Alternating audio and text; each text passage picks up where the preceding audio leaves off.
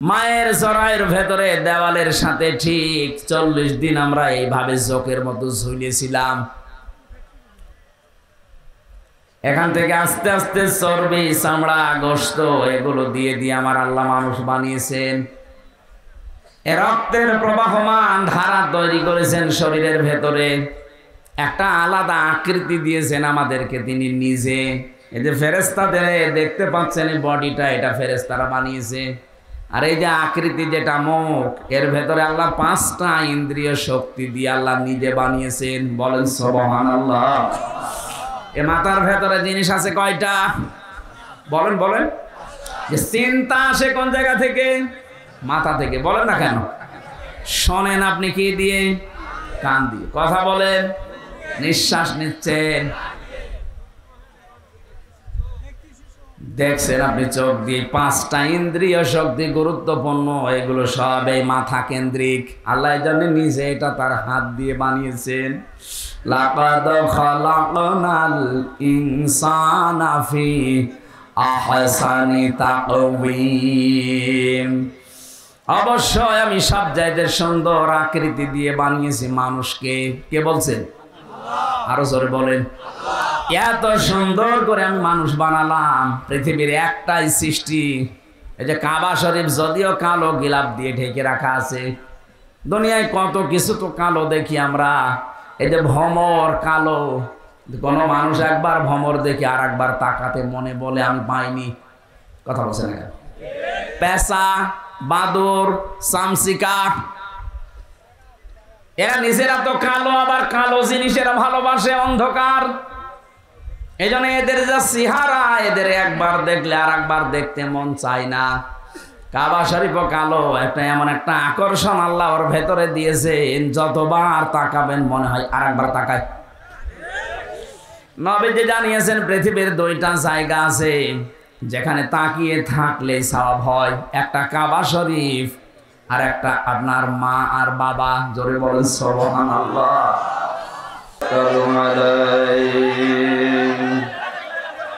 ونعوذ بالله من شرور أنفسنا ومن سيئات أعمالنا من يهدي الله فلا مضل له ومن يضلل فلا هادي له ونشهد أن لا إله إلا الله وحده لا شريك له وأشهد أن محمدا عبده ورسوله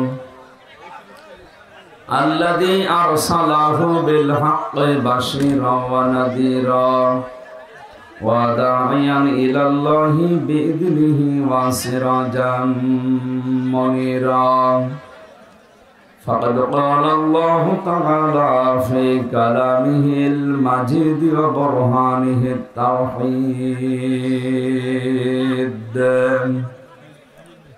أعوذ بالله من الشيطان الرجيم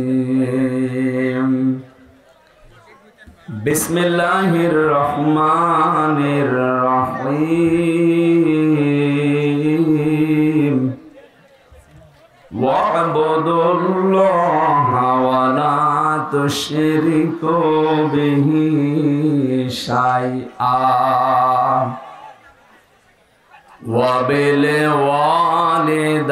وبالوالدين إحسانا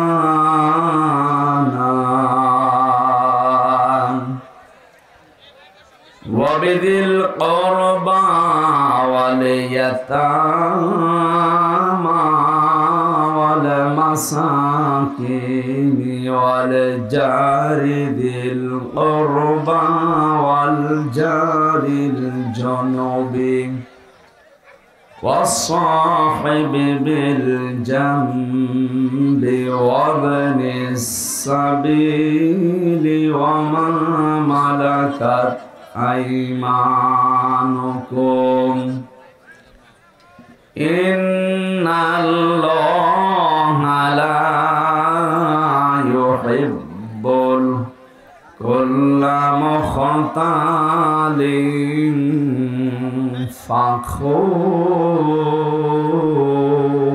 فخور সাদাকতা ইয়া রাব্বানা আল্লাহুম্মা সাল্লি আলা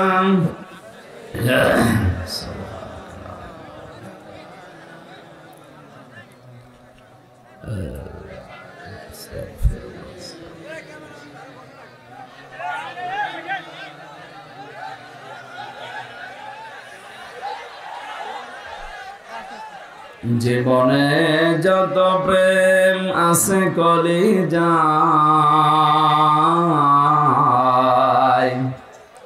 নবীজির তরে সবটুকু দিয়ে দেব তাই বিনিময়ে শাফাত যদি তার পায় বসে যাবে জীবনে যত ব্যথা ভার বালাগাল হুদা বিকামালিহি কাশাফাত দুজা বিজামালিহি হাসনাত জামিউ খিসালিহি সাল্লু আলাইহি ওয়া আলিহি। আলহামদুলিল্লাহ। বগুড়া জেলার ধনুর থানার অন্তর্গত মবুয়াখালী কেন্দ্রীয় কবরস্থানের উন্নয়ন কল্পে 3 দিন ব্যাপী বাৎসরিক তাফসীরুল কোরআন মাহফিলের সমাপনী রজনীর সনাতন সভাপতি জনাব মাওলানা মজিবুর রহমান, প্রধান অতিথি সাবেক সংসদ সদস্য আলহাজ গোলাম মোহাম্মদ সিরাজ, আলোচনা রাখলেন আপনাদের পাশের জেলা নাটোরের সন্তান ইসলামিক চিন্তাবিদ প্রভাষক মাওলানা আব্দুল বারী রশিদি, আলোচনা করলেন মাওলানা হোসাইন আহমেদ মাহফুজ, অন্যান্য ওলামা ইকরাম। মঞ্চে বসা সম্মানিত ব্যক্তিবর্গ, সামনে বসা মুসলমান ভাইরা, পর্দার আড়ালের সম্মানিতা মা এবং বোনেরা, প্রশাসনের ভাইরা, প্রাণপ্রিয় বগুড়াবাসী, আল্লাহর দরবারে শুকরিয়া জানাচ্ছি।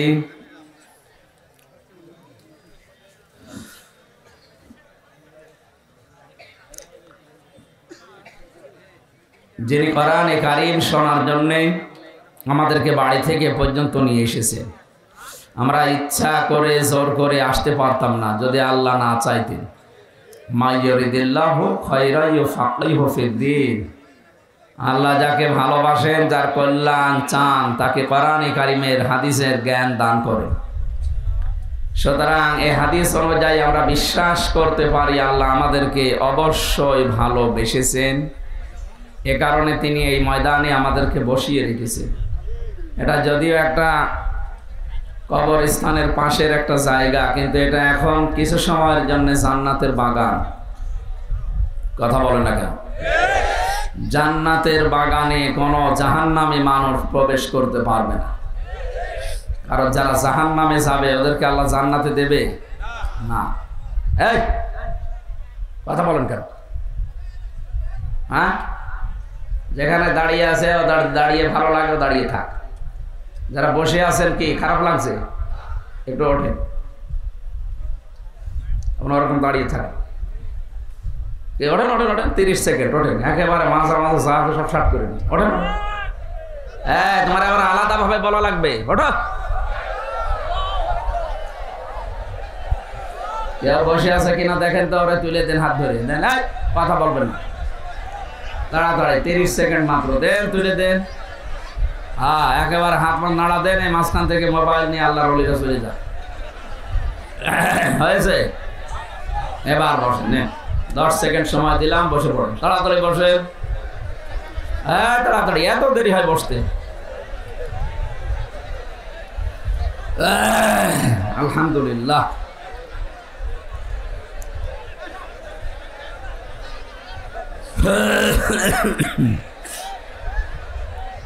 আরে বাবা, মাছের হাটে তো এত আওয়াজ হয়। হ্যাঁ, কথা এবার বন্ধ করে। হ্যাঁ, কথা বন্ধ করে। একটু তাড়াতাড়ি করেন ভাই, যাদের জরুরি কথা আছে খুব তাড়াতাড়ি শেষ করে। আমি চোখ বন্ধ করে থাকছি, তাড়াতাড়ি করে।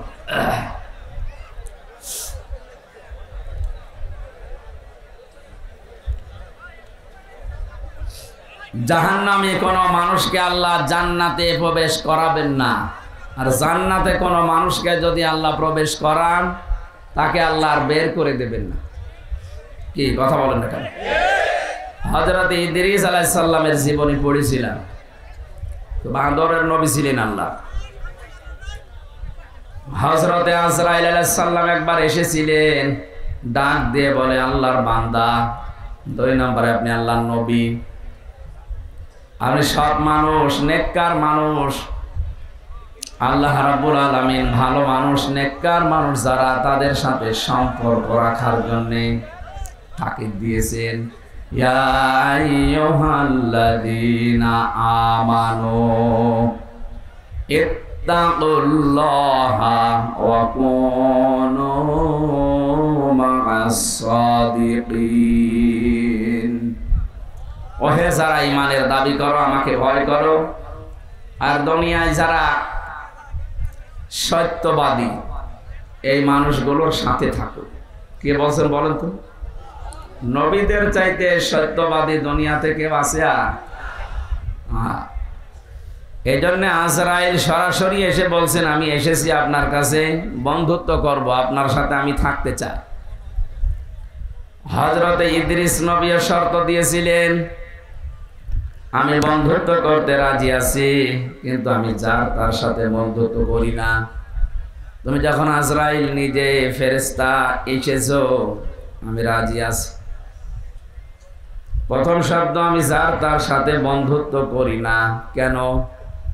কারণ পৃথিবীর প্রতিটি জিনিসের প্রভাব আর একটা জায়গায় পড়ে।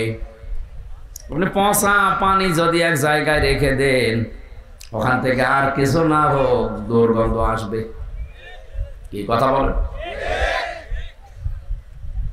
তা আপনি বন্ধুত্ব করার জন্য আসলেন, আপনার প্রভাব তো আমার উপরে আসবে। সবচাইতে বড় বিষয় দুনিয়াতে আলমার ও মান আহাব্বা, যার সাথে বন্ধুত্ব হবে কিয়ামতের দিন আল্লাহ তার সাথে তাকে তুলবে। আমি আপনার সাথে বন্ধুত্ব করতে চাই, যেহেতু ফেরেশতা আপনি নিজে আজরাইল এসেছেন, আমার কয়েকটা শর্ত আছে। 1 নম্বরে, আমি এখনই মরতে চাই। মরণের যন্ত্রণা যে শুনি, ওয়াজাআতে সাকরাতুল মাউতি বিল হক, এ পৃথিবীর সব কিছু উলটপালট হতে পারে, মিথ্যা হতে পারে, প্রতারণা হতে পারে, মরণের যন্ত্রণা হক, এটা সত্য। কেউ রেহাই পায়নি এখান থেকে, আমাদের নবী মুহাম্মদ রাসূলুল্লাহ পর্যন্ত রেহাই পায়নি। তিনি ঘেমে যাচ্ছিলেন বারবার। এই পৃথিবীতে মাত্র একজন মানুষের জীবন কবজ করার জন্য আজরাইল খুব সতর্ক ছিল।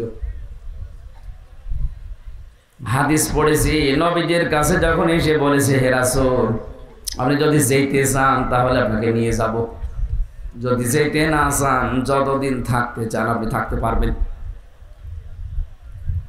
বিশ্বনবী বলেছিলেন, যদি থাকতে চাই কতদিন থাকা যাবে? ফেরেশতা বলেছেন, আপনি যতদিন ইচ্ছা করবেন এই দুনিয়ায় থাকতে পারবেন। যখন মনে করবেন না আমি আর থাকতে চাই না, আমি নিজে এসে আপনাকে নিয়ে যাব।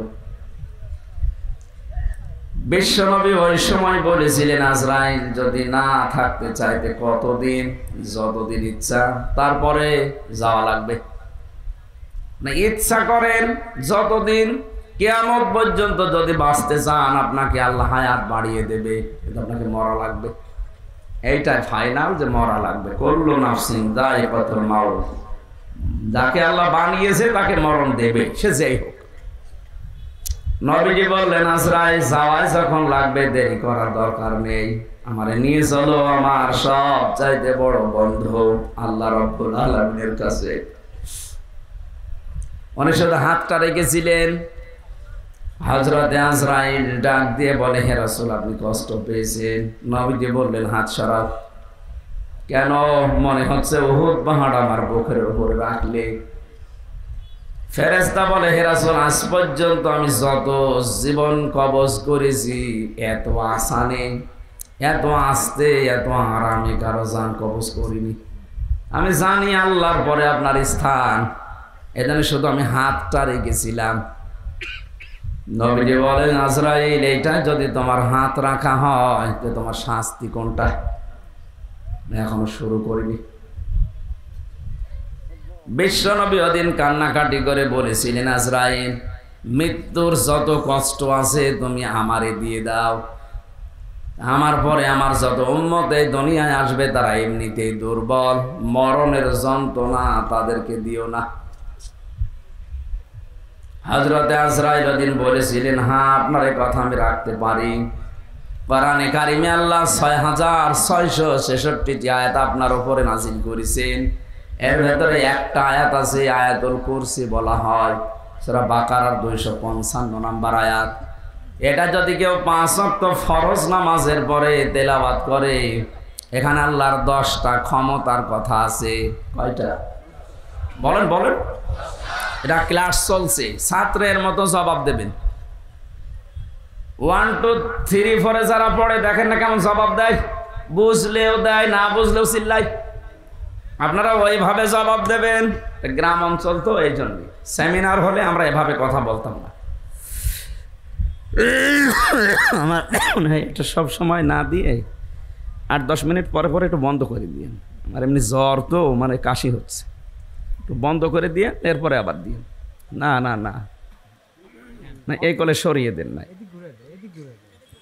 এই অত না, একেবারে যে রওশনের সাথের মতো মরে যাবো তো। আরেকটু আরেকটু, ঠিক আছে। হ্যাঁ, যান যান, রিভাব আরো বেশি, আমার কণ্ঠের সমস্যা তো। কালকে মাহফিল ছিল চুয়াডাঙ্গা জীবননগর, শ্বশুর বাড়ি, একেবারে শ্বশুরের গ্রামে। এর চাইতে আমার 10 ডবল মানুষ হবে। শাশুড়ি দেখে পাগল হয়ে গেছে, জামাই ধরে রেখেছে। আবার সকালে এই খাবার খাওয়ানোর কারণে আমার দেরি হয়ে গেছে। এই যে জার্নি, শরীর আর কভার করছে না। জেলখানায় যে কি খাওয়াইলো, ও পালিয়েও গেল, আমারে খাওয়িয়েও গেল। ও তো পালিয়েই যাবে, আর 3 বছর আগে যেতে পারবে না, কারণ আমার এই জেল খাটা লাগে না। কি খাওয়িয়েছে জেলখানায় আল্লাহ জানে। আমি এত চেষ্টা করছি স্বাভাবিক হওয়ার জন্য, কিন্তু না, শরীর পড়ে যাচ্ছে। আমার মনে হয় কিছু খাওয়িয়েছে ওরা যারে বিদায় করে দিতে চায় তারে আস্তে আস্তে সোলো পয়জন এগুলো দিয়ে দিয়ে মেরে ফেলে। কোরআনের পাখি দেলাওয়ার হোসাইন সাইদি রহমতুল্লাহ আলাইহি, ওনারে সারা জীবন বিভিন্ন রকমের উল্টাপাল্টা জিনিস দিয়ে, মানে সারা জীবন দেখতাম জেলের ভেতরে দুর্বল, উনি তো শক্ত মানুষ, কিন্তু দুর্বল করে ফেলেছিল।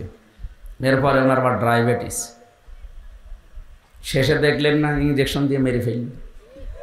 অনেকে বলেন না উনি মরে গেছে, কে মরে গেছে?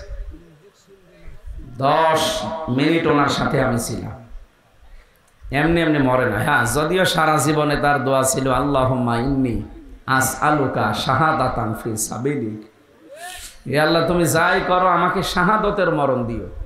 এই কারণে জালেমদের হাতে আল্লাহ তাকে শাহাদতের মরণ দিয়েছে, আর যাকে তাকে আল্লাহ শহীদের মরণ দেয় না, কারণ এটা অনেক দামি জিনিস। শহীদ এ শব্দটা শুনতে ছোট, কিন্তু এত দামি এটা। যারা শহীদ হয় তারা মরে না। আলা তাহসাবান্নাল্লাযীনা কুতিলু ফি সাবিলিল্লাহি আমওয়াতা বাল আহইয়াউন ইনদা রাব্বিহিম ইরযাকুন, সূরা আলে ইমরান 169 নম্বর আয়াত। আল্লাহ তাআলা বলেন, হে নবী, যে মানুষগুলো শহীদ হয় এদেরকে আপনি বলবেন না যে মরে গেছে, এমনকি ধারণাও করবেন না। এক জায়গায় আছে ওয়ালা তাকুলু লিমা ইউকতালু, আর এক জায়গায় আছে ওয়ালা তাহসাবান্নাল্লাযীনা কুতিলু। মুখ দিয়ে তো বলবেন না, অন্তরে ধারণাও করবেন না যে যারা শহীদ হয়েছে এরা মরে গেছে। না, মরে গেছে তো ওই মানুষটা, যে মানুষটা জুলুম অত্যাচার নির্যাতনের মাস্টার মাইন্ড ছিল, এরা মরে যায়। কিন্তু শাহাদতের মরণ পেলে মানুষ মরে না, এরা জীবিত থাকে এবং আল্লাহ নিজে তাদেরকে কুদরতের হাতে খাবার খাওয়ায়। সুবহানাল্লাহ।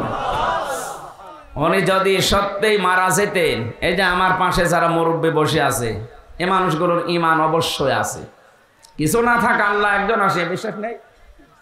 এখন যদি এই বিশ্বাসের উপরে মরে যায়, কবরে থাকবে, ঘুমিয়ে থাকবে, এতটুকু শেষ। এই কথা বলেন মানে, হ্যাঁ, এরপরে 5-7 মিনিট পরে প্রশ্ন করব, যদি বলতে না পারেন এই জায়গায় এসে কানের নিচে দেবো একটা। আর কি মারার কথা নিয়ে এসেছেন। উনি যদি এই অবস্থায় ঈমান নিয়ে মারা যেতে পারে, কবরে শুয়ে থাকবে, মাম বাসনা মিম্মার কদিনা হাদা মা ওয়াদার রহমান ওয়া সাদাকাল মুরসালুন। কিয়ামতে যেদিন সিংহায় ফুৎকার দেওয়া হবে, ফাইদা নুফিখা ফিস-সূর, ওই ফুৎকারের সঙ্গে সঙ্গে উনি চোখ মুখ ডলতে ডলতে উঠবে আর ধমক দেবে, আমারে জাগালেন কেন, আমি তো ঘুমিয়েছিলাম। মনে হচ্ছে কেবল 8-10 মিনিট আগে ঘুমিয়েছে, অথচ কোটি কোটি বছর জীবন থেকে আল্লাহ পার করে দিয়েছেন। ঘোষণা দেওয়া হবে, এইটাই সেই রহমানের ওয়াদার দিন, কিয়ামত কায়েম হয়ে গেছে, ওঠো। আপনি একটু সামনে দৃশ্যটা নিয়ে আসেন তো নিজের জীবনে, যে এরকম একটা সময় আমাদের সবার সামনে আসবে।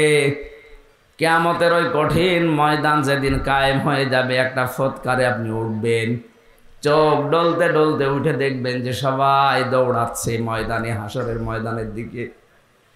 ফাইদা নুফিখা ফিস-সূরি ফালা আনসাবা বাইনাহুম ইয়াওমাইযিন ওয়ালা ইয়াতাসাআলুন।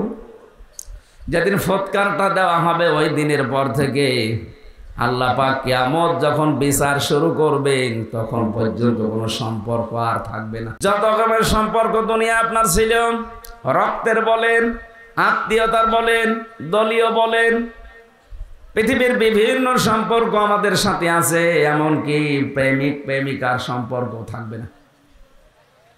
অনেকে দেখে মাথায় হাত দিয়ে বলে, আল্লাহর কসম করে বলো যে আমারে ভুলে যাবা না। কিসের ভুলে যাবা না?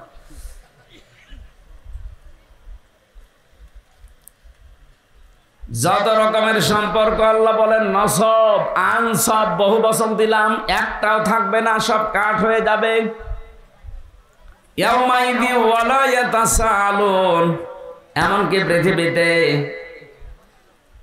যে মানুষগুলো একে অন্যের কাছে কিছু আশা করে, চায়, এরকম কোন মানুষ দেখলেই তাড়াতাড়ি দৌড়াবে, ওর কাছে কোনো কিছু জিজ্ঞাসা করার সুযোগ দেবে না। এজন্য আমরা বিপদে পড়লে বাবাকে দেখলে মনে হয় যে আশা জাগে না, উনি আমার জন্য হয়তো কোনো জায়গায় কিছু চেষ্টা করছেন। আল্লাহর কসম, কোরআনে কারীম সূরা মুমিনুনের ভেতরে আল্লাহ এটা জানিয়েছেন, সিংহায় ফুৎকার দিলেই ওই বাবা পর্যন্ত মনে করবে হয় আমার কাছে আসতে পারে, এজন্য ও দৌড়াবে। কি করবে? ন্যাংরা মানুষ যেভাবে দৌড়ায় ওইভাবে না। ইয়াউমা ইয়াফিরুল মারউ মিন আখি, এই যে আল মারউ মিন আখি, এর আগে আল্লাহ ইয়াফিরু দিয়েছেন। ইয়াফিরু শব্দের শাব্দিক অর্থ হচ্ছে মাজা তুলে দৌড় দেওয়া।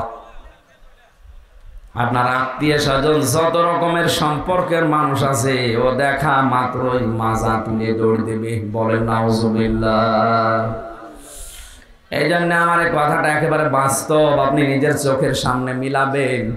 কিয়ামতের দিন সবাই যখন উঠতে থাকবে, আর শহীদ যারা হয় এই মানুষগুলো খেতে থাকবে। সুবহানাল্লাহ বলতে পারেন না? এই জন্য শহীদ এই শব্দটা খেলাচোরা বিষয় না।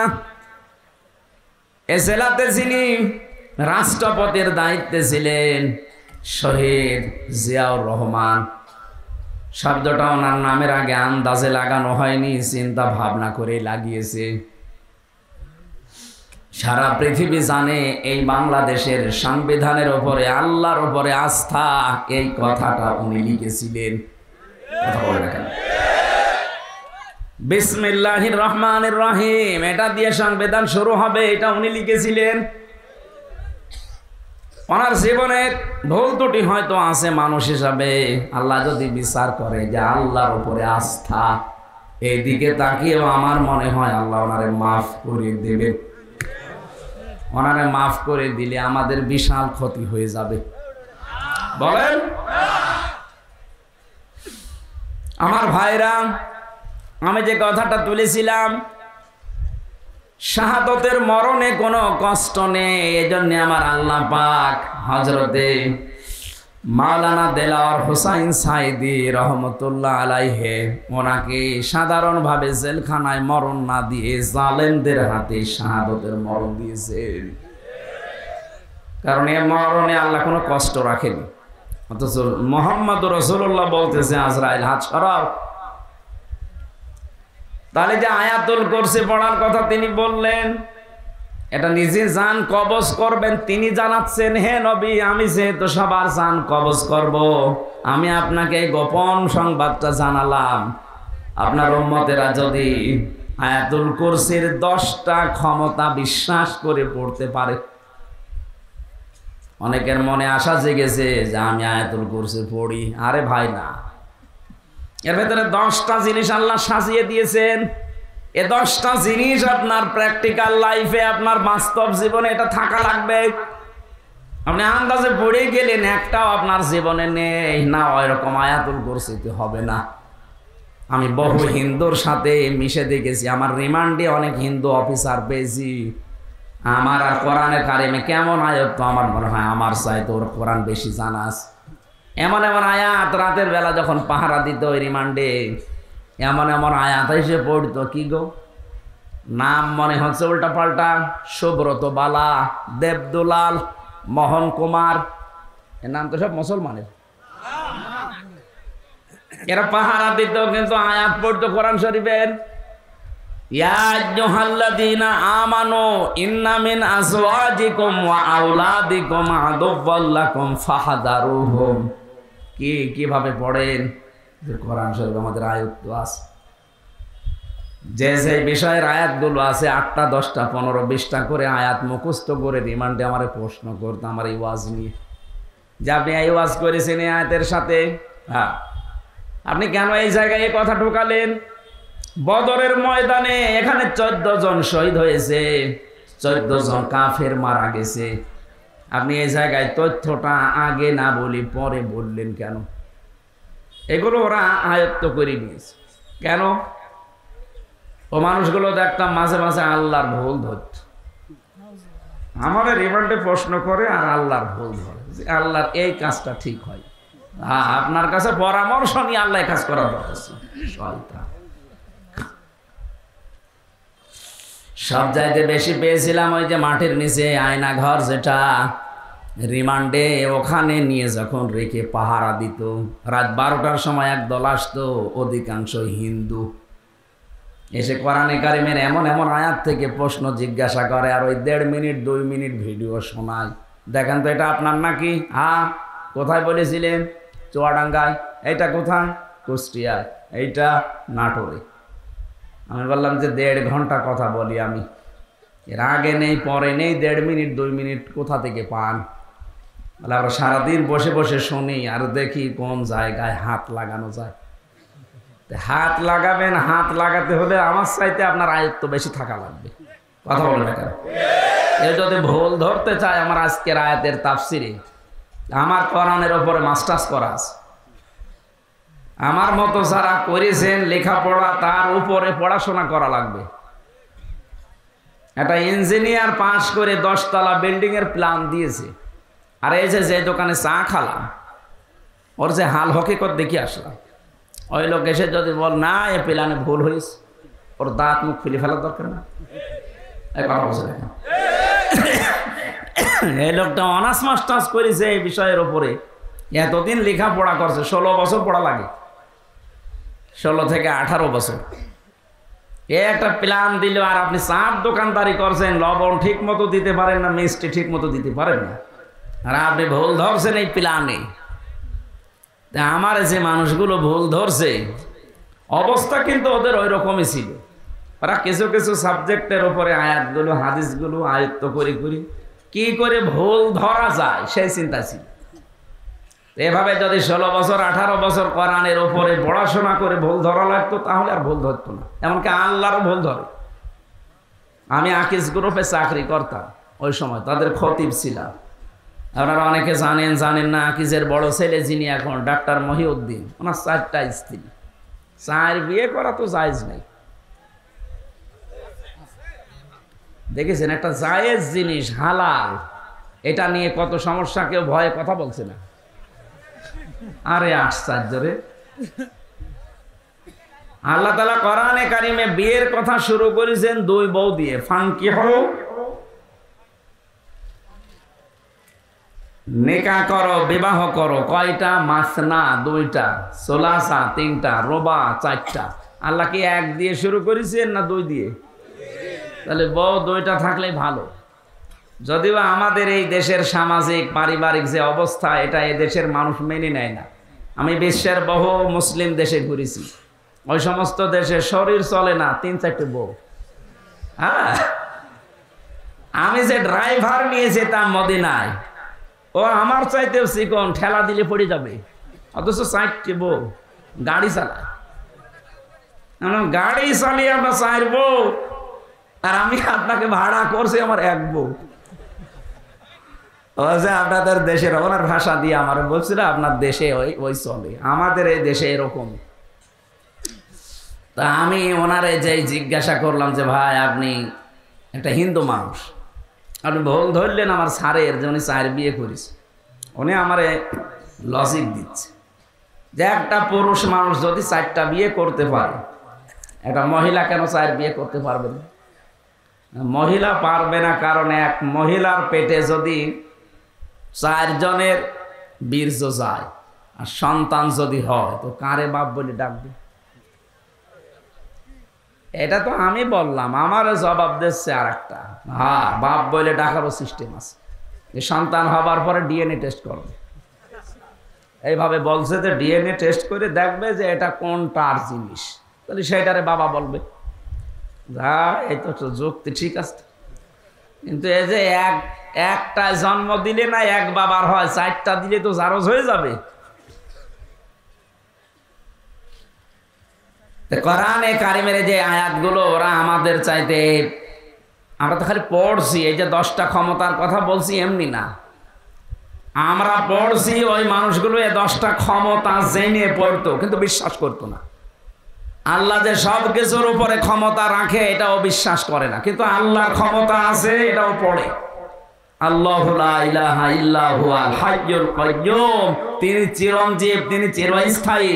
লা তাখুযুহু সিনাতু ওয়ালা নাওম, তিনি ঘুমান্ত না, ঘুমের ঝিমটিও তার আসে না। এ পর্যন্ত ওরা পড়ে, তো এর ভেতরে 4টা ক্ষমতার কথা অলরেডি চলে গেছে। সুবহানাল্লাহ বলতে পারেন না? কয়টা? এই যে পর্যন্ত পড়লাম, এর ভেতরে 4টা ক্ষমতার কথা আল্লাহর চলে গেছে। উনি চিরঞ্জীব, উনি চিরস্থায়ী। আজ কত মানুষের মারা যাওয়ার পরে চিরঞ্জীব লিখে দিচ্ছে, চিরঞ্জীব মুজিব, নাউজুবিল্লাহ। এই শব্দটা দুনিয়ায় কারো নামে লাগানো জায়েজ নেই। উনি কি মুজিবকে আল হাই ছিল যে চিরঞ্জীব হয়ে গেছে? একজন শুধু চিরঞ্জীব, যার কোনো মরণ নেই। কে বলেন তো? আরো জোরে বলেন। সুতরাং যারা বিভিন্ন জায়গায় এরকম মূর্তি বানিয়ে, ভাস্কর্য বানিয়ে লিখে দিয়েছেন চিরঞ্জীব মুজিব, এটা কোরআনে আয়াতুল কুরসির সাথে সাংঘর্ষিক। কেউ যদি বিশ্বাস করে লেখেন, আপনার ঈমান চলে গেছে।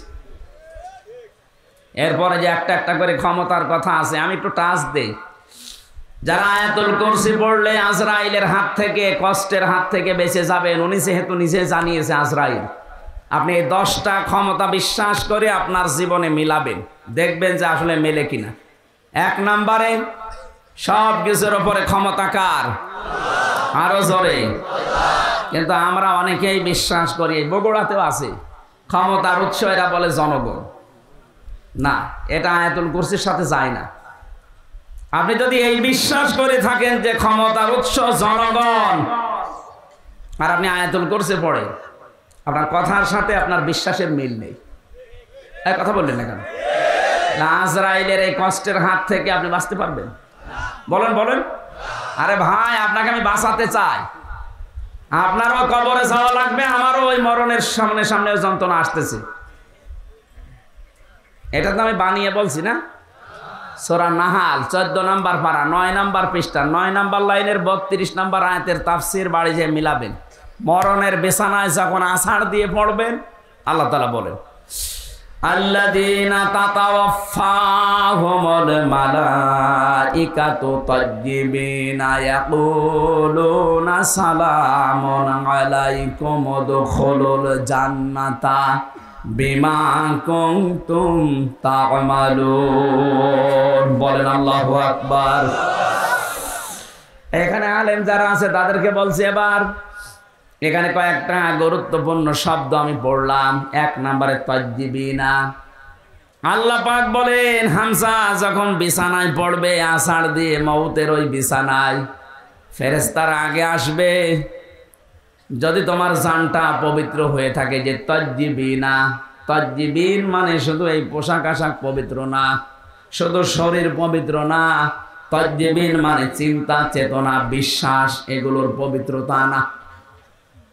আপনি পবিত্র হতে হলে আপনার চিন্তা পরিষ্কার করা লাগবে, আপনার ভাবনা, আপনার বিশ্বাস, আপনার আকীদা, আপনার কর্মজীবন, আপনার ব্যবসা বাণিজ্য অর্থনীতি এগুলো পবিত্র করা লাগবে, পরিষ্কার করা লাগবে, সাফ করা লাগবে।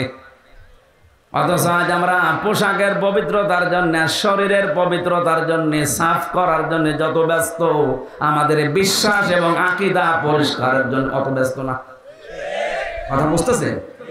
আমি আস্তে আস্তে ডজ নিয়ে যাচ্ছি।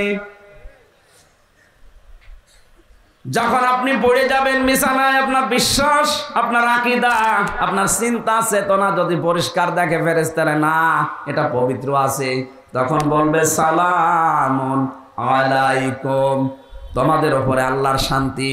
উদখুলুল জান্নাহ, ওই যে জান্নাত দেখা যাচ্ছে, প্রবেশ করো। জোরে বলেন সুবহানাল্লাহ। আমাদের জীবনে এরকম একটা মুহূর্ত আসুক, আমরা চাই না? বলেন বলেন। এজন্য আয়াতুল কুরসি পড়লে আজরাইল আর কিছু বলবে না, বিষয়টা এমন না। 10টা ক্ষমতা বিশ্বাস করে তারপরে পড়া লাগবে।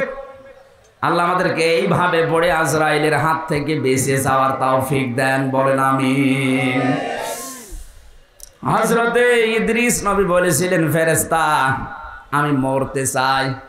আমি শুনেছি যে সব কিছু মিথ্যা হলেও মরণের যন্ত্রণা মিথ্যা না। আপনি আমারে দেখান, আমারে মেরে ফেলেন, কেমন কষ্ট লাগে আমি দেখব, এরপরে আবার আমারে জীবিত করে দেবেন, কারণ জান কবজ করার দায়িত্ব তো আপনার। ঠিক আছে। দ্বিতীয় নম্বর শর্ত আমার, আপনি বলেছিলেন জান্নাত জাহান্নাম এগুলো আমি আল্লাহর কাছ থেকে জানি। জান্নাত জাহান্নাম আছে, জাহান্নামে কেমন করে আল্লাহ শাস্তি দেয় ওই শাস্তিটা আমি চোখে দেখবো, আমারে দেন। জাহান্নামের ভেতরে দিয়ে দেন, আমি দেখে তারপরে আপনি আমারে আবার বের করে দেবেন। না ঠিক আছে। জান্নাতের ভেতরে কি শান্তি আছে, কি আরাম আছে, কি আনন্দ আছে, এগুলো আমি দেখবো। এই নিয়ামত এগুলো দেখা শেষ হয়ে গেলে আপনি আমারে আবার বের করে দেবেন। না ঠিক আছে। মরণের যন্ত্রণার এই কথা বলার পর ফেরেশতা আজরাইল আল্লাহকে বলেছিলেন, রব্বুল আলামিন গিয়েছিলাম তো ভালো জায়গায় নবী মনে করে, কিন্তু এই লোকটা তো ভেজাল, ও মরতে চায়। আল্লাহ পাক বলেন, আমার বান্দা যখন আকাঙ্ক্ষা করেছে, ঠিক আছে কাজ করো।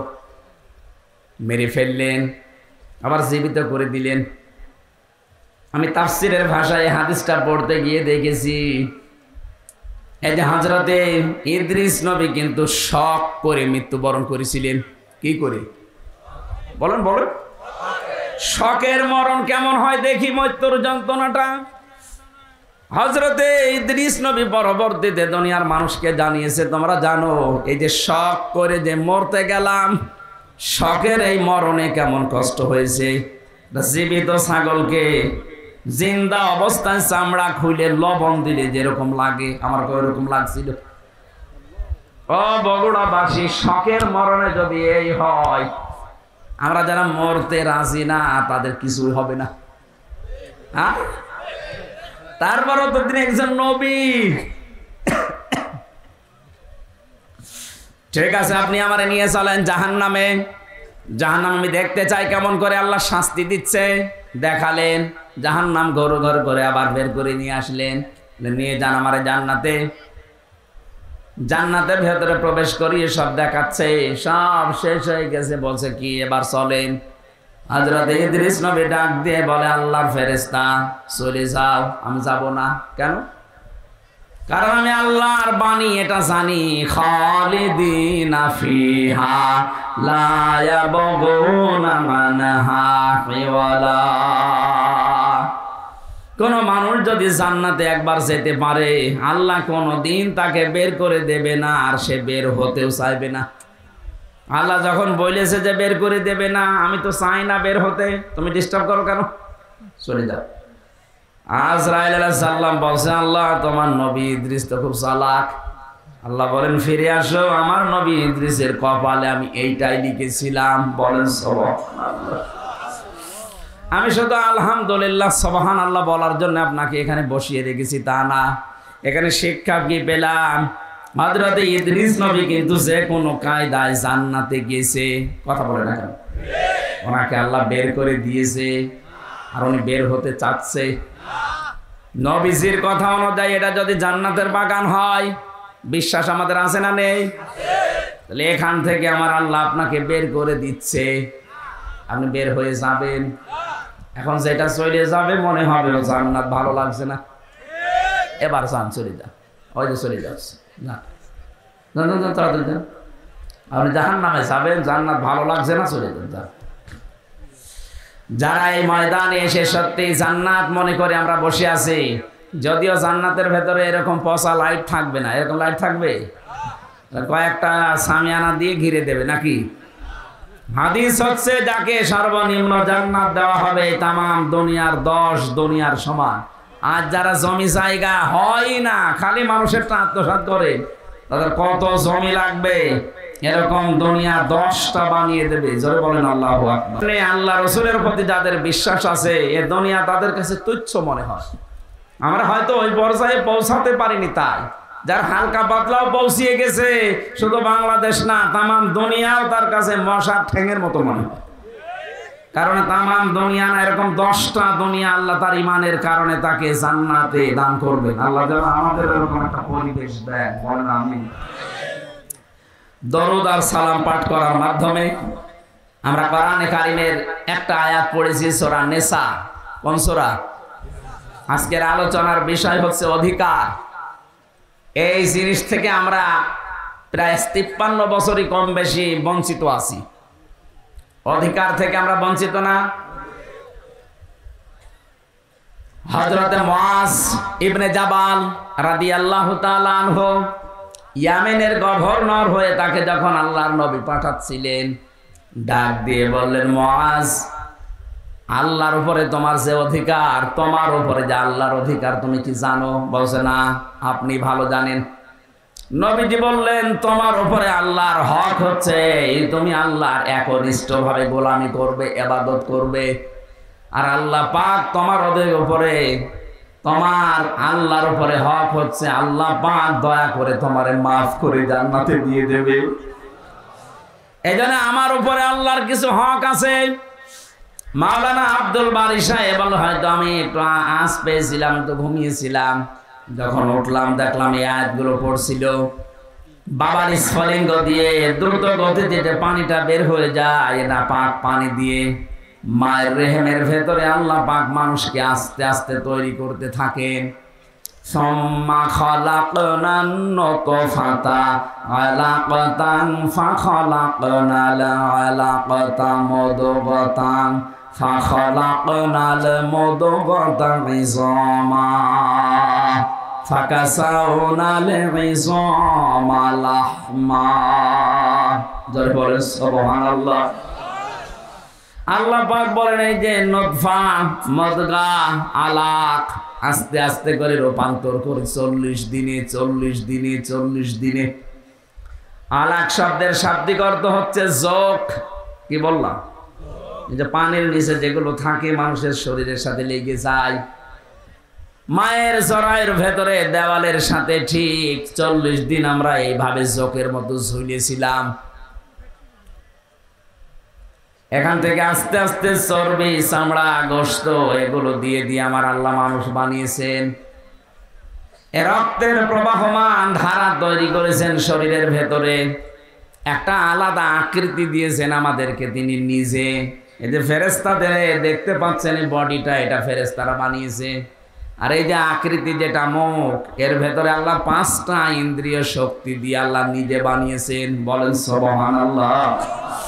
এ মাথার ভেতরে জিনিস আছে কয়টা? বলেন বলেন। যে চিন্তা আসে কোন জায়গা থেকে? মাথা থেকে। বলেন না কেন? শোনেন আপনি কি দিয়ে? কান দিয়ে। কথা বলেন, নিঃশ্বাস নিচ্ছেন, দেখছেন আপনি চোখ দিয়ে। 5টা ইন্দ্রিয় শক্তি গুরুত্বপূর্ণ, এগুলো সব এই মাথা কেন্দ্রিক। আল্লাহ জন্য নিজে এটা তার হাত দিয়ে বানিয়েছেন। লাকাদ খালাকনাল ইনসানা ফি আহসানি তাকওয়িম। অবশ্যই আমি সব জায়গায় সুন্দর আকৃতি দিয়ে বানিয়েছি মানুষকে। কে বলছেন?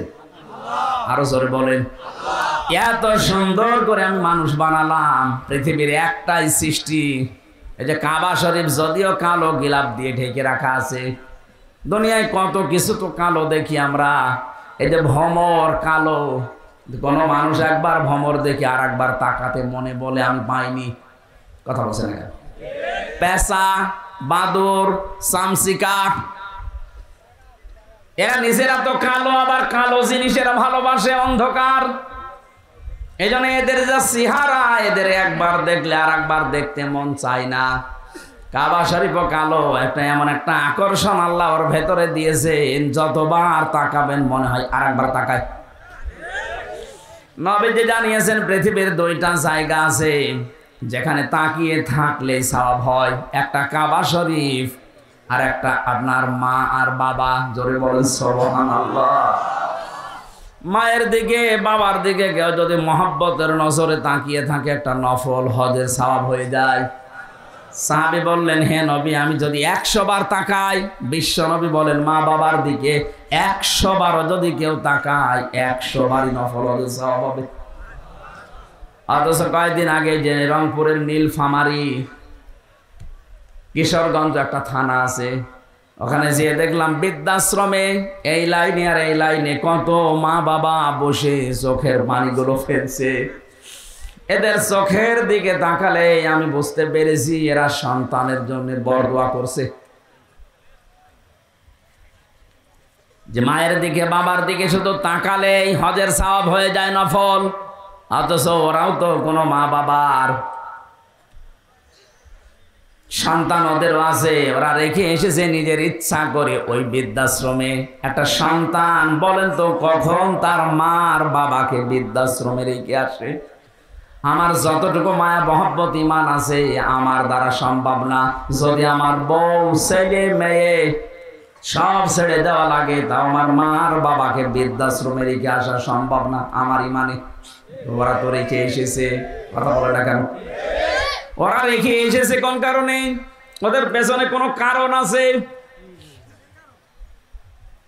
আমি একবার রাঙ্গামাটি গিয়েছিলাম, লংগদু থানা, ওখানে একটা বৃদ্ধাশ্রম আছে। বললাম আমারে নিয়ে চলেন তো দেখি আসি। যে দেখি একটা লোক কলেজের প্রফেসর কাঁদতেছে। কি আপনি কি হয়েছে? বলছে আমার মা। আর মায়ের কাছে একটু দাঁড়ালাম, দেখি কি বলে। মৃত্যু সজ্জায় ডাক দিয়ে বলছে, ওই আমার সন্তান, আমি যখন মারা যাব আমার মাথার ওপরে যে ফ্যান ঘুরছে এই ফ্যানটা তুই পাল্টিয়ে দিবি, নতুন ফ্যান লাগিয়ে দিবি আমি মরে গেলে।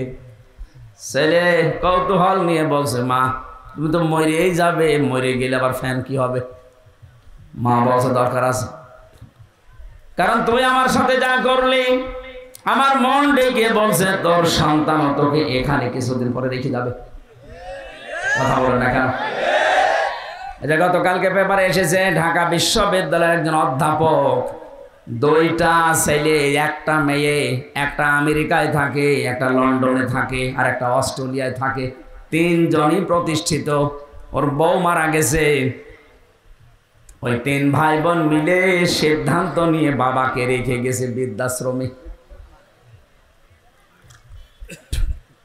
অথচ তো সে নিজে বলছে আমার ঢাকায় ফ্ল্যাট ছিল 3টা।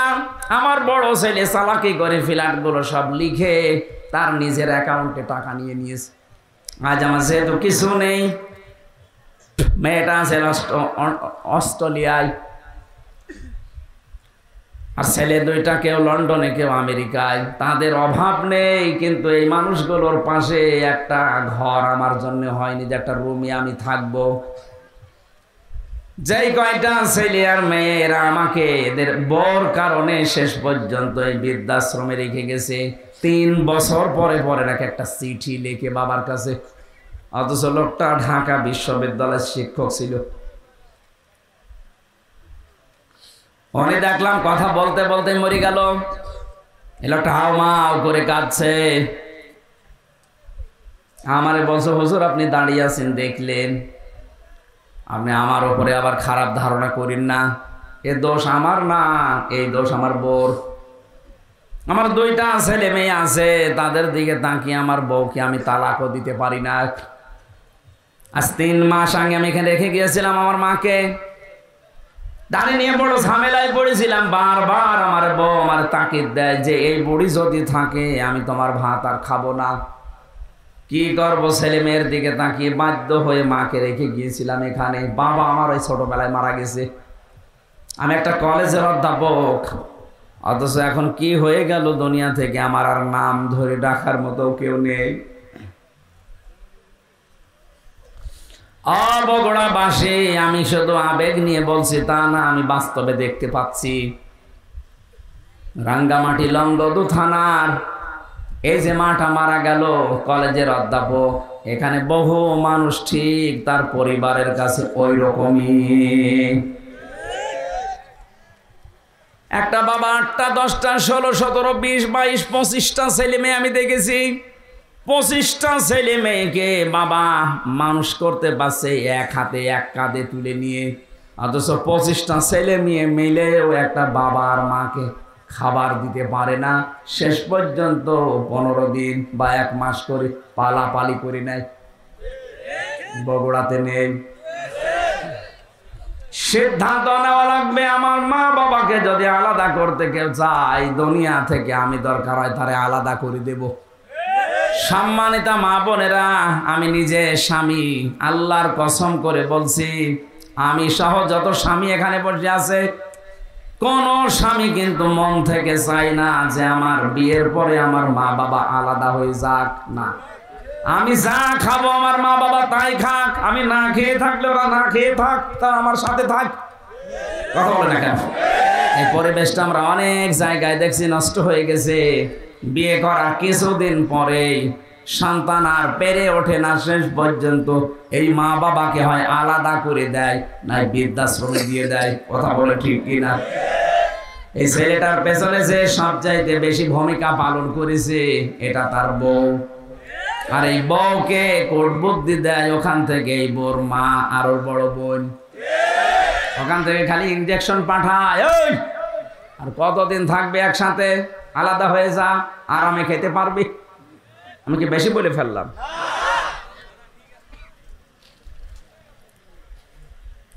আল্লাহ রাব্বুল আলামিন বলেন, এত কষ্ট স্বীকার করে করে তোর মা তোকে পেটে বহন করে চামড়া গোশত চর্বি দিয়ে যখন একটা আকৃতি তোকে বানিয়ে দিলাম, এই মানুষটাকে আমি আল্লাহ আস্তে করে মায়ের পেট থেকে বের করে নিয়ে আসলাম। আল্লাহু আখরাজাকুম মিন বুতুনি উম্মাহাতিকুম, মায়ের পেট থেকে আস্তে করে বের করার দায়িত্ব আমার। এই দায়িত্বটা এখন ডাক্তাররা পালন করছে, আল্লাহর উপরে এখন আর নেই। কথা বলে না কেন? আজ 100টার প্রায় 95টা সিজার ছাড়া হচ্ছে না। প্রশ্ন আসতে পারে তাহলে আপনারা কেন এই স্টেজে যারা বসে আছে এদের কি মা ছিল না, নাকি আকাশ থেকে পড়িয়েছে? এ কথা বলছে না কেন? এদের মাকে তো সিজার করা লাগে নাই, অথচ আমাদেরটা এখন করা লাগছে। আজ অধিকাংশ মানুষের মেয়েদের ভরসাই হয়ে গেছে, না হবে না, ও সিজার করাই লাগবে। আল্লাহ বলছেন ঠিক আছে, তোর দায়িত্ব আমি ছেড়ে দিলাম, যা তোর ওই হাইব্রিড বাচ্চা আমি কেটেই বের করব। কথা বলে না কেন? রাব্বুল আলামিন বলেন, আমি যখন আস্তে করে দুনিয়া থেকে নিয়ে আসলাম, কি অবস্থায় তুই ছিলি জানিস? লা তা'লামুনা শাইআ, কিচ্ছু বলতে পারতিস না, শুধু ট্যাঁ করে কান্না ছাড়া তোর কোনো ভাষা ছিল না, আওয়াজও ছিল না। বিজ্ঞান এখন প্রমাণ করছে এই কষ্টটা নিয়ে, কেন কম্পিউটারে সব দেখা যায়। একটা মানুষ সর্বোচ্চ কষ্ট সহ্য করতে পারে 45 ইউনিট। কত? পৃথিবীর প্রতিটি জিনিস পরিমাপ করার যন্ত্র আছে। এই যে প্যান্ডেলটা, এটা কতটুকু, এটা পরিমাপ করার জন্য একটা অস্ত্র আছে না? ফিতা আছে, ফিতা। আপনি কাউকে দেন, সে এই ফিতা দিয়ে মাপ দিয়ে বলতে পারবে এটা কতটুকু। আপনি যদি এইরকম চাউল নিয়ে এসে বলেন এটা মেপে দেন, দাড়ি পাল্লা আছে, কথা বলে না কেন? এটা পানির বোতল আছে, এটা লিটার, সিসি, কেজি দিয়ে মাপা হয়। পৃথিবীর প্রতিটি জিনিস মাপ করার জন্য আলাদা আলাদা যন্ত্র আছে। আল্লাহ পাক বলেন, তোর মা তোকে দুনিয়ায় আনতে যে কষ্টটা পেয়েছে, ডেলিভারির কষ্ট, এইটার জন্য একটা পরিমাপের যন্ত্র আছে। এই কষ্টটা পরিমাণ হচ্ছে 45 ইউনিট। এর বেশি হলে পুরুষ মানুষ মারা যাবে। কিন্তু একটা মা দুনিয়ার ময়দানে সন্তানের মুখ দেখতে হলে 57 ইউনিট কষ্ট সহ্য করা লাগে। কত? 45 থেকে 57। আপনি টের পাচ্ছেন? রব্বুল আলামিন বলেন, আস্তে আস্তে যখন তোকে এভাবে নিয়ে এসে কথা বলা শেখালাম, খাওয়ালাম, এভাবে হামজা বানালাম, তোর প্রতি আমার কিছু দায়িত্ব আছে। আমি তোকে যা যা দেওয়ার সব দিয়ে দিয়েছি। এখন তোর উপরে আমি আল্লাহ কিছু চাই, এইটা, তোরা আমার ইবাদত করবি। কার ইবাদতটা কি, এইটাই আমরা অনেকেই জানিও না, মানিও না। অনেকে মনে মনে ভাবে না, আবার জেনে ফেললে আবার কাজ করা লাগবে, জানি না তাই মানি না, ভালো আছি না। একটা সাফ কথা শোনেন, ইসলামের কোন নিয়ম নীতি যদি আপনি জানেন কিন্তু মানেন না, তাহলে আপনার একটা গুনাহ হবে। কয়টা? আর ইসলামের কোন নিয়ম আপনি জানেনও না, মানেনও না, আপনার ডবল গুনাহ হবে। কেন বলেন? কারণ আপনি জানাও ফরজ, মানাও ফরজ। জানার ফরজ আপনার আদায় হয়েছে, মানার ফরজ আদায় হয়নি, এজন্য গুনাহ হবে কয়টা? কিন্তু আপনি জানেনও না, মানেনও না। আপনার জানার ফরজ যেহেতু আদায় হয়নি, মানার ফরজও আদায় হয়নি। এই জন্য যারা বলে জানার নাম ইসলাম না, মানার না ইসলাম, এটা একটা শয়তানি। আপনি না জানলে মানবেন কি করে? এলাকায় বহু মানুষ আছে সুদ খায় কিন্তু জানে না এই ধান্দায়। মনে মনে ভাবে আল্লাহর কাছে আমি বলবো, আল্লাহ আমি জানতাম না। কথা বলছেন কেন? এই যে যারা টাকা ছেড়ে রাখেন, 1000 টাকা ছেড়ে দেয়, 1 মাস পরে 1200 টাকা করে নেয়। এটা যে সুদ হয় অনেকে জানে না। না, আপনি বলবেন যে আমি জানি না। এই যতদিন বলবেন যে আমি জানতাম না, ততদিন আপনার অসুবিধা নেই। কিন্তু যেই বলবেন আমি জানতাম, তুমি যেই নিয়ে করলেন কেন? এই ধারণা আমাদের ছিল যে জানতাম না তাই আল্লাহকে বলবো আমি জানি না তাই মানি না। না, আপনার গোনা হবে ডবল। আপনি জানেন না কেন? আমি কি জেনে এসেছি? আমার জানা লেগেছে। এই কথা বলছেন না কেন? এই এলাকায় হয়তো এই গোনা এখনো আরম্ভ হয়নি। এই যে টাকা ছেড়ে রাখে, টাকা আসে, কিন্তু অনেক জেলায় এটা আছে। এই এলাকায় যারা এই কাজ করছেন, টাকা ছেড়ে রাখেন আর টাকা আসে, এটা প্রকাশ্য সুদ। মায়ের সাথে জেনা করার মতো গোনা করছেন আপনি। এটা ছেড়ে দেওয়া লাগবে। কারা কারা এই গোনা ছেড়ে দেবেন? হাত তোলেন তো। এই এলাকায় তো চলছে 180 মাইল বেগে। ঠিক আছে, আপনারা এই এলাকায় তো প্রায় সবই মায়ের সাথে জেনা করছেন। না খেয়ে থাকেন, না খেয়ে মরে যান, তারপর জাহান্নামে যাওয়া লাগবে না। কিন্তু মায়ের সাথে জেনা করে গেলে জাহান্নামে শুধু না, ইদাফ লাহুল আযাব ইয়াউমাল কিয়ামা, জেনাকারীদের শাস্তি ডবল হবে। কয়টা বলেন? তাহলে এই গোনাটা এখনো পর্যন্ত আপনার এলাকায় আছে, আর আপনি নামাজ পড়েন, রোজা রাখেন, হজ করে আসেন। কিসের হজ করেন? আজকে সিদ্ধান্ত নিয়ে বাড়ি যাবেন যে না, আমি আর এই গোনার সাথে নেই। টাকা যা ছেড়ে রেখেছি, আগামী মাস থেকে টাকা শুধু 1000 দিলে 1000ই নেব, 1200 নেব না। পারবেন না ভাই? এটা যদি আপনি নাই পারেন, তো কেন কষ্ট করে রাতের বেলা বসে আছেন? আপনি বাড়ি যেয়ে ঘুমান, আর আপনার আমল নামায় উঠতে থাক, আপনি এই জায়গায় লিখা উঠবে আপনি মায়ের সাথে জেনাকারী। বলেন নাউজুবিল্লাহ। কুষ্টিয়ার বড় বাজারে দেখলাম আসরের নামাজ পড়ে গেল, আমার সাথে নামাজ পড়ে দোকানের সামনে দিয়ে ঘুরতেছে, আর কে টাকা দেয়, টাকা নিয়ে কি লেখে, কি গো নামাজ পড়ে আসলো আর এই লোক এত টাকা পায়। চলে যাওয়ার পরে দোকানদারকে বললাম, ভাই কিসের টাকা দিলেন? হুজুর বলা যাবে না। বলা যাবে না মানে? প্রতি মাসে মাসে উনি একবার করে এখানে আসে, আল্লাহরে ওলি টাকা নিয়ে যায় আমার কাছে, 10,000 করে আমার টাকা দেয় মাসে মাসে, আর 1,000-এ 100 টাকা করে বেশি। এটা কি সুদ? বলেন না কেন? এগুলো স্বর্ণের দোকানে দেখলাম বেশি দেয় ওরা।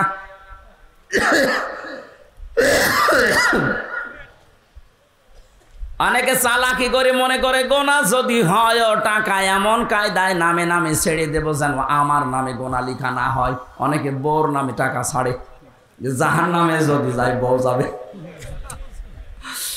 না ভাই, চালাকি করবেন না। আমি বলছি আপনি জানতেন না তাই মানতেন না, এ কথার কোনো ভিত্তি নেই। জানেন না কেন? এটা আপনার অপরাধ। এটা কি বলেন বলেন?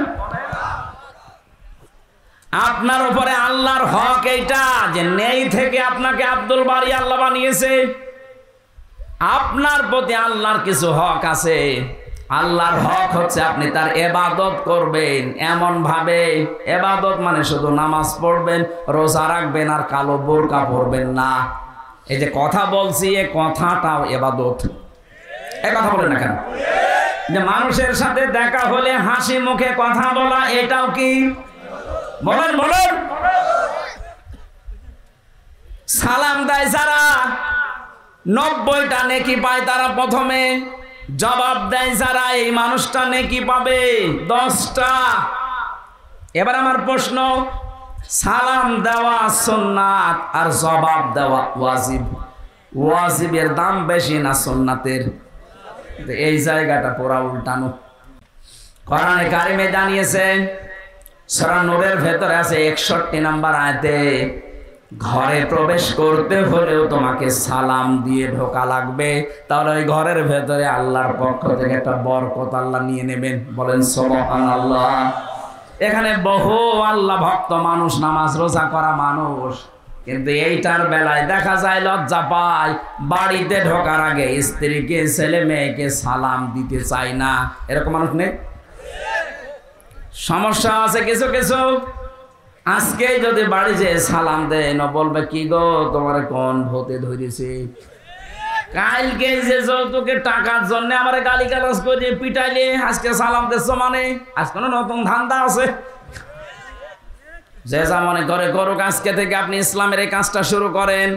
নবীজি জানিয়েছেন যদি 25 বার করে দিনের ভেতরে সন্তানকে, স্ত্রীকে, পরিচিত মানুষ অপরিচিত মানুষ যদি সালাম দিতে পারেন 25 বার, কয়বার?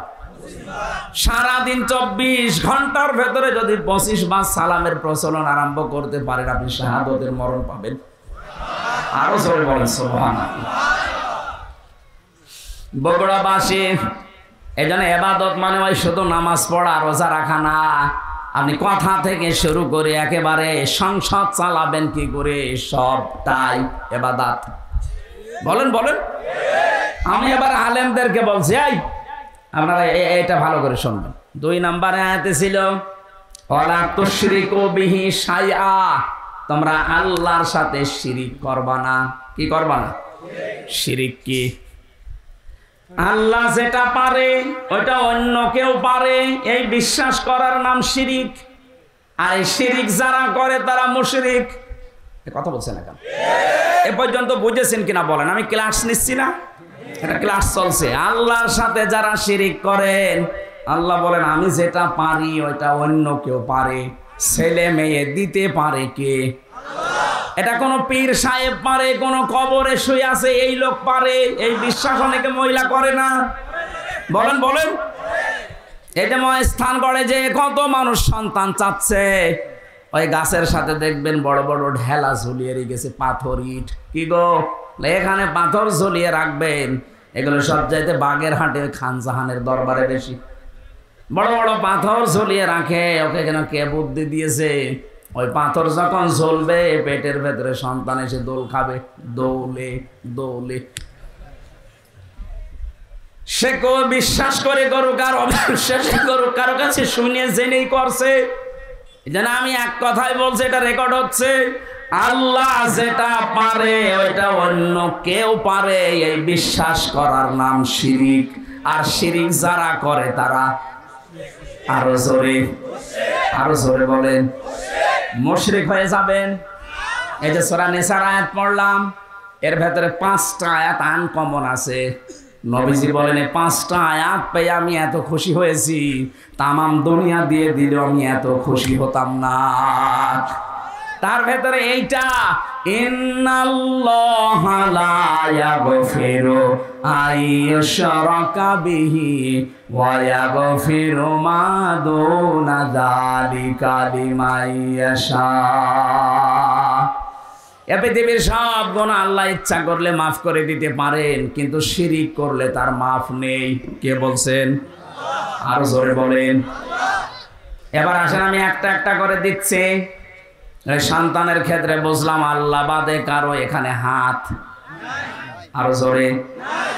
ক্ষমতায় দিতে পারে আল্লাহ ছাড়া অন্য কেউ, কিন্তু যারা বলে জনগণ তাদের ঈমান আছে, ঈমান আছে কিন্তু শিরকপূর্ণ ঈমান। আর শিরকপূর্ণ ঈমান থাকলে আল্লাহ তাকে মাফ। বগুড়াবাসী সত্যি করে বলছে, আল্লাহর কসম আপনাকে আমি ভালোবাসি, আপনি ভুল পথে আছেন। এই দেশে যারা এই বিশ্বাস করে না তারা বিপদে ছিল এতদিন। যারা বলতো না ক্ষমতার উৎস আল্লাহ, তাদের নিবন্ধন বাতিল করে দিয়েছিল, তাদের নিষিদ্ধ করেছিল। এখন বলছে না কেন? যারা বলতো না ক্ষমতার উৎস জনগণ, তারা ঠিক ছিল। আর ভাই আপনি তো জাহান্নামে যাচ্ছিলেন। এদেরকে ব্যান্ড করার পরও এরা মানে নাই, বলছে না ক্ষমতার উৎস জনগণ, মানি না তো মানি না। আল্লাহ ঠিক যেন 5 দিন পরে তাদের পুরাটা উল্টিয়ে দিয়েছে। কারণ ওই জালেমরা হাত দিয়েছে জামাত ইসলামের গায়ে না, ওরা হাত দিয়েছে সরাসরি একেবারে আল্লাহর গায়ে। আল্লাহু আকবার, আল্লাহু আকবার। আপনি এই জায়গায় বলেন যে আল্লাহ সব কিছুর উপরে, আর এই ক্ষমতার মতো একটা ছোট্ট জিনিসের কাছে এসে বলছেন না এইটার মালিক আল্লাহ না জনগণ। যাদের এরকম বিশ্বাসে অপবিত্রতা আছে, আপনি পাল্টিয়ে যাবেন আজকে। এর জন্য যদি দল ত্যাগ করা লাগে ওরকম দল ত্যাগ করবেন না। এবার আওয়াজ বেশি হয়নি আমি জানি, আর এটা বগুড়ায় হবেও না। কথা বলছে না কেন? যেই দলের বিশ্বাসে এই শিরিক আছে যে ক্ষমতার উৎস জনগণ, ওইটার মুখে ঝাঁটা মেরে চলে আসা লাগবে। ও দল যদি আমার বাবাও তৈরি করে, ও দলে আমি নেই, কারণ আমার বাবা জাহান্নামে গেলে আমি তার সাথে যেতে পারি না। কথা বলেন, আগে বাবার সাথে যাবেন? এবার একটা নতুন তথ্য বলছে, এখানকার আলেম চলে গেছে নাকি? হ্যাঁ, এবার ভালো করে শুনবেন। আল্লাহ রাব্বুল আলামিন বলেন, ওয়ামান দাখালাহু কানা আমিনা। সূরা আলে ইমরানে আছে, 93 নম্বর আয়াতের মাঝের অংশে আছে।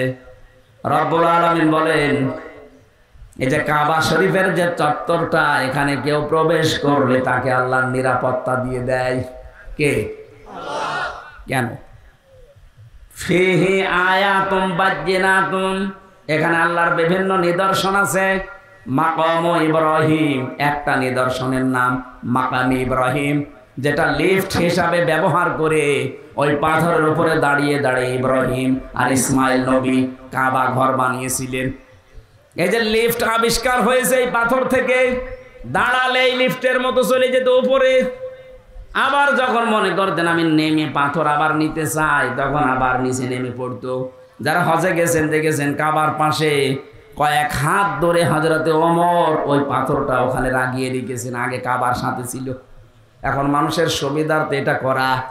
আল্লাহ পাক বলেন এই চত্বরের ভেতরে আল্লাহর বহু নিদর্শন আছে। তার 1 নাম্বার নিদর্শন, ইন্না আউওয়ালা বাইতি উবদিআ লিন-নাস লাল্লাযী বিবাক্কাতা মুবারাকাও ওয়া হুদাল লিল আলামিন। পুরাতন প্রাচীন একটা নাম মক্কা শরীফের বাক্কা। কি নাম? এই মক্কার নাম ছিল বাক্কা। এই বাক্কায় পৃথিবীর প্রথম ঘর আল্লাহ প্রতিস্থাপন করে দিয়েছেন, তার নাম কাবা। নাম কি? এই 75-এর ভেতরে কেউ গেলে তাকে নিরাপত্তা দিয়ে দেয়, শান্তি স্বস্তি, সে নিরাপদ হয়ে যায় কে? আরো জোরে বলেন। আমি কেন এটা বলছি বারবার বলেন তো? আমি এটা বোঝাতে চাই, কাবা শরীফের চত্বরটা আল্লাহ এমন নিরাপদ বানিয়ে দিয়েছেন, অথচ ওই এরিয়ার বাইরে গেলে অনেক উল্টাপাল্টা কাজ চলছে, রাহানাজানি চলছে, ছিনতাই চলছে, মারামারি চলছে, রক্তপাত চলছে, ধোঁকাবাজি চলছে। কিন্তু কাবার চত্বরের ভেতরে কোনো মারামারি রক্তপাত বলেন বলেন এমন কি কেউ বাবার হত্যাকারীও যদি দেখে কাবার চত্বরের ভেতরে, না, নরম হয়ে যায়, বলে না এখানে মারা যাবে না, বাইরে চলেন। তারপর এই যে বারবার আমি কথাটা তুলছি এই কারণে, এখানে যেহেতু আল্লাহর বিধান মতো মানুষ চলছে, এই কারণে জায়গাটা পরিপূর্ণ নিরাপত্তা দিয়ে বেষ্টন করা। এদিকে থাকা, এদিকে কাবার এই চত্বরটা বিধান চলে কার? এজন্য জায়গাটা নিরাপত্তা দিয়েছেন কে? কাবা শরীফ থেকে বাংলাদেশের দূরত্ব 6000 কিলোমিটার। এইটা তো আর কাবা না, কথা বলে না কেন? তাহলে এই 56,000 বর্গ মাইলের বাংলাদেশ যদি কেউ নিরাপত্তা চাদর দিয়ে ঢেকে রাখতে চায়, এখানেও ছিনতাই হবে না, এখানেও রক্তপাত হবে না, এখানেও ধোঁকাবাজি হবে না। ওখানে যেমন আল্লাহর বিধান কায়েম করার মাধ্যমে আল্লাহ নিরাপত্তা দিয়েছেন, 56,000 বর্গ মাইলে আল্লাহর বিধানটা কায়েম করে দেন, ঠিক কাবা শরীফের মতো হয়ে যাবে। এটা আমি বানালাম না, সূরা আনামের 82 নম্বর আয়াতে এই তথ্যটা আছে। আল্লাযীনা আমানু ওয়া লাম ইয়ালবিসু ঈমানাহুম বিযুলমিন উলাইকা লাহুমুল আমন। আল্লাহ পাক বলেন, এই যে এই মানুষগুলো এইভাবে আল্লাহর কুদরতি আঙ্গুল এই বগুড়া ধনটের দিকে তাকিয়ে বলছে, এই যে এই মানুষগুলো আল্লাহর পক্ষ থেকে নিরাপত্তা পাওয়ার হকদার। কারা? যারা তাদের ঈমানের সাথে শিরিক মিশ্রণ করে না। এখানে জুলুম মানে শিরিক। তাহলে আমরা বাংলাদেশকে যদি কাবার মতো নিরাপত্তা দিতে চাই, এই 56,000 বর্গ মাইলে বসবাস করে যদি আমরা নিশ্চিন্তায় থাকতে চাই, আমাদের চুরি ডাকাতি ছিনতাইয়ের রক্তপাতের হত্যার কোনো ভয় থাকবে না, আয়না ঘরের কোনো অস্তিত্ব থাকবে না, তাহলে এই দেশে যারা আছি শিরিক মুক্ত জীবন গঠন করা লাগবে, আর জোরে বলা লাগবে। শিরিক কি? এই যে আয়াতের দ্বিতীয় শব্দ এটা, আল্লাহর ইবাদত করবার, শিরিক করবা না। শিরিক এবার আমি পেয়েছি তাফসিরে, শিরিক বিল জাত, শিরিক বিল সিফাত, শিরিক বিল ইখতিয়ারা, শিরিক বিল হুকুক। এই 4 প্রকারগুলো আবার শ্রেণী বিভাগ করে করে 8 প্রকার, 12 প্রকার, 22 প্রকার, 42 প্রকার, 72 প্রকার, 120 প্রকার পর্যন্ত শিরিক আছে। সবগুলো আমি নোট করেছি। এক একটা বিষয়ের উপরে এত কথা আল্লাহ লুকিয়ে রেখেছে, যত গবেষণা করবেন তাফসীর আকারে তত বের হবে। জোরে বলেন আল্লাহু আকবার। এই জন্যই তাফসীর করতে গেলে এরকম সময় লাগে। এখন শিরিক শব্দ নিয়ে যদি এত বেশি, ইবাদতের ব্যাখ্যা ছিল 9টা, শিরিকের ব্যাখ্যা আছে 27টা। এটা প্রকার হিসাবে ভাগ করা যায় 120 প্রকার, 120 শ্রেণীতে। এতগুলো শিরিক থেকে যদি সত্যি আমরা মুক্ত হতে পারি, দেশের মানুষ, আমরা তো চেষ্টা চালাচ্ছি। আমাদের বিশ্বাসে শিরিক থাকবে না, আমাদের আকীদায় শিরিক থাকবে না, আমাদের সমাজে শিরিক থাকবে না, আমাদের সংসদেও শিরিক থাকবে না। সংসদে একটা শিরিক ছিল, আল্লামা দেলাওয়ার হোসেন সাইদি রহমতুল্লাহ আলাইহি ওটা তুলে দিয়েছেন। এই যে মাথা নিচু করে ঢোকা লাগতো, মুসলমানের মাথা শুধু নিচু হবে কার সামনে? স্পিকারের সামনে এইভাবে যাওয়া লাগতো আগে, মাথা নিচু করে। উনি বলেছে না, মুসলমানের এই দেশে এই শিরিক চলতে দেওয়া যায় না, সিস্টেম করে ওইটা বাদ দিয়ে দিয়েছে। এখন আর ওইভাবে যাওয়া লাগে না। কিন্তু 15.5 বছরের দিকে তাকান, এই দেশটা যেন মানুষ মুশরিক হয়ে যায়, ওই দাদা বাবুদের মতো ওরা সর্বাত্মক চেষ্টা চালাচ্ছিল। কোথাকার কোন বাবার ছবি বিভিন্ন প্রতিষ্ঠানে টাঙিয়ে টাঙিয়ে সম্মানের জায়গায় রেখে দিয়েছে, ছেলেমেয়েরা এইভাবে করে করে পূজা করতো, আমি নিজে দেখেছি। একটা জাতিকে মুশরিক বানাতে পারলে তাকে অনিয়ন্ত্রিত করে ফেলা যায়। আজকে ভারত বাংলার বিভিন্ন পাহাড় অঞ্চলগুলো অস্থিতিশীল করে রাখতে চায়, ওদের একটা গোপন ষড়যন্ত্র আছে। আজকে একটা ভিডিও ফাঁস হয়েছে। ওরা বাংলার বিভিন্ন প্রান্তগুলো, বিশেষ করে চট্টগ্রামের পার্বত্য অঞ্চল, এগুলো মাঝে মাঝে যুদ্ধ লাগিয়ে রাখে, মাঝে মাঝে অশান্তি তৈরি করে রাখে, অস্থিতিশীল করে রাখে। কারণ ওদের একটা উদ্দেশ্য আছে, ওরা নাকি ওটা ভাগ করে ম্যাপ তৈরি করে মায়ানমারের কিছু অংশ আর চট্টগ্রামের কিছু অংশ কয়েকটা জেলা নিয়ে আলাদা একটা খ্রিস্টান রাষ্ট্রের ঘোষণা দেবে। এই দুর্বিসন্ধি চলছে। আমি এটা এত মানুষের সামনে বলা ঠিক না, এটা গোপন বিষয়।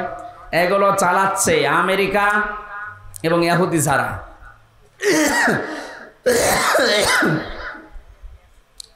এদের এই গোপন ষড়যন্ত্র যদি বাস্তবায়ন হয়ে যায়, এই যে উপদেশটা 3 বার পাল্টিয়ে গেল, ডক্টর মোহাম্মদ ইউনূস থেকে একবার, এরপরে আবার কয়েকজন, এরপরে কয়েকদিন আগে আবার 3 জন।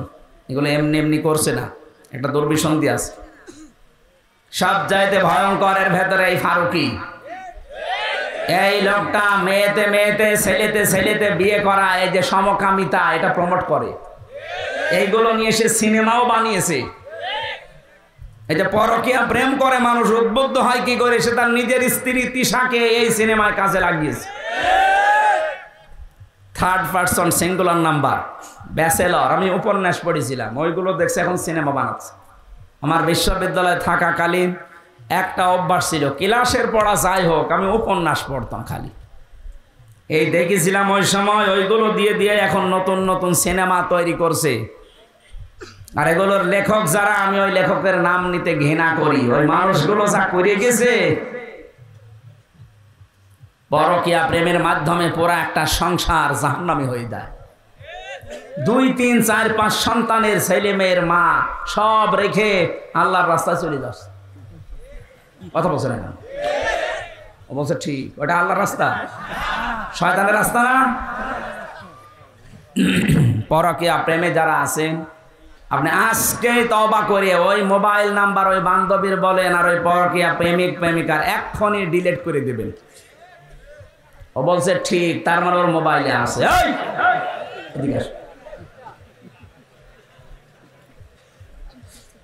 আয়াতের 2য় কথা ছিল, রব্বুল আলামিন বলেন, হে পৃথিবীর মানুষেরা, ওয়াল জারি বিল কুরবা ওয়াল জারিল জুনুবি ওয়াস সাহিবি বিল জামবি ওয়াবনিস সাবিল।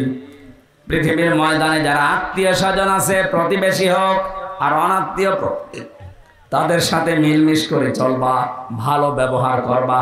আজ হাজারো মানুষের কারণে প্রতিবেশী অশান্তিতে আছে, অথচ লোকটা নামাজ পড়ে। কথা বলে না কেন?